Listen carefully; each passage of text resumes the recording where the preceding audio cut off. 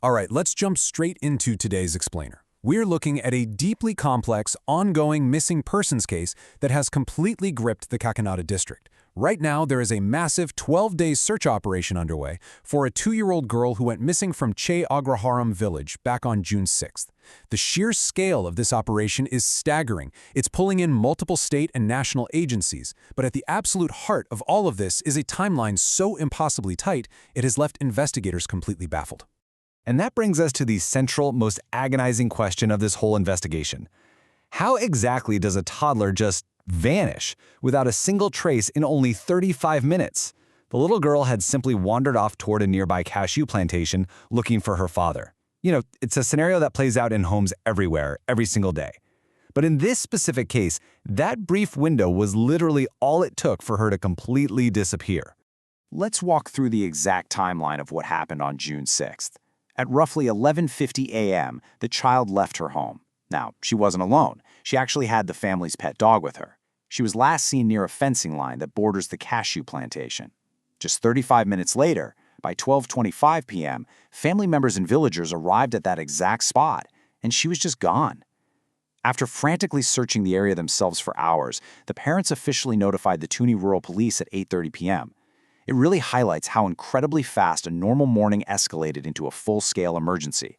But right as the search was beginning, nature threw a massive wrench into the gears. Within about 90 minutes of the child disappearing, the skies just opened up. We're talking nearly 3 hours of heavy rain lashing the area. And this wasn't just bad weather, right? This was a catastrophic loss of forensic data. That heavy rainfall severely hampered the initial search efforts because it completely washed away potential footprints, scents, or any physical clues right when the trail was at its freshest. The pet dog mystery. So the little girl didn't wander off completely alone, and the sequence of events with the family dog is honestly one of the most bizarre clues in this entire investigation. First, the dog vanishes with the child at 11:50 a.m., but then it actually returns 4 days later. The strange thing is, it came back in a highly distressed state. It was frightened, it was acting aggressively, to the point where it actually bit its owners. Realizing this dog held the only potential key to where it had been, police spotted veterinarians to treat it and fitted the animal with a GPS tracker to see where it might naturally roam. Tragically, though, the dog later died of dehydration. Now, before the dog passed away, that GPS tracker did yield some crucial data. It recorded an 8-kilometer journey, mostly following a route that had previously been flagged by a police dog squad. So, investigators went to work. They meticulously retraced and researched every single location flagged on that 8-kilometer GPS route. Yet, incredibly frustratingly, the search yielded absolutely zero new clues. It was a complete dead end. Investigating 3 main theories. So with the physical tracks washed away by the rain and the dog's trail providing no answers, investigators had to cast a much wider, systematic net. The authorities have officially broken the investigation down into 3 main angles: an abduction, a potential animal attack, and underlying personal or family disputes. Let's break down exactly how they're testing each of these.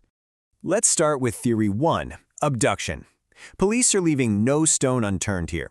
They've been pulling CCTV footage from routes all around the village and questioning local transport operators. They're specifically tracing the movements of seasonal workers and nomadic groups who usually come through the area during the cashew season. Now, there was some initial suspicion around one local resident, and a group with dogs camping nearby was also traced, but that individual was totally cleared after being questioned by 4 different teams. So far, there's no concrete evidence linking anyone to a kidnapping, but 2 dedicated teams are staying completely focused on this angle.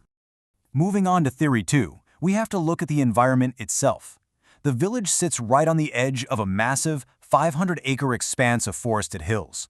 Locals say this terrain is packed with hazardous wildlife. We're talking jackals, wild dogs, wild boars, and even pythons.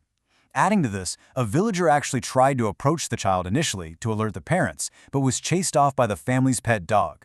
This proves there was an immediate physical interaction in that specific environment right before she vanished. To actually test this animal attack theory, forest officials and police used a pretty fascinating forensic technique, a bait doll reconstruction. They essentially took a doll, filled it with meat, and placed it at the exact location where the child was last seen around noon. Then they set up spy cameras and trap cameras all around it to see if any local predators are naturally drawn to that specific spot. And just to be clear, police officially stated that this is strictly a scientific exercise to monitor animal behavior completely separate from any local superstitions about an Amavasya or a no-moon day. Now, within this animal attack theory, there is one very specific and honestly chilling hypothesis being explored by the Forest Department. They are looking closely at the possibility of a python attack. Why? Well, it comes down to biology. If a python had swallowed the child, it generally wouldn't move very far or very fast after consuming its prey. It likely would have stayed right there in the immediate vicinity, making it a crucial focal point for the search. And finally, we have Theory 3, family or personal disputes. Investigators always have to look inward. They're actively exploring whether financial disputes, personal rivalries, or any family-related issues played a role here. And just to give you an idea of how thorough they're being, they dug deep into a vehicle-related dispute the family had from 6 months ago. After a rigorous investigation, they officially ruled it out entirely. They really are checking absolutely everything. The massive search continues. So, with 3 complex theories and a washed-out crime scene, what does the search actually look like right now? The manpower dedicated to this 12-day search is just incredible. Let's look at some numbers. 470. Police have methodically surveyed all 470 houses in the village of Chick-Agraham. During this massive door-to-door sweep, they questioned around 150 residents, doing everything they can to lock down the exact movements of people in the area before, during, and right after that critical 35-minute window. Then, you've got the technological side of the search, which brings us to the number 170. Officials have been analyzing huge amounts of mobile signal data. Through this, they managed to pinpoint exactly 170 mobile numbers that were active in the specific area around the time the toddler went missing. Right now, 4 separate police teams are totally dedicated to scrutinizing these numbers and verifying where those people went, especially anyone who left the locality shortly after the incident. Of course, as time passes, the geographic footprint of the search has to expand. Initially, operations covered a 6-kilometer radius from the spot where she disappeared, but that has now been dramatically pushed out to a 10-kilometer radius, and every single inch of that expanded zone is being systematically combed. And we aren't talking about a stroll in the park here. The terrain is incredibly tough. Teams are searching across 11 interconnected hills stretching out towards Nakapali and Yelamanchili.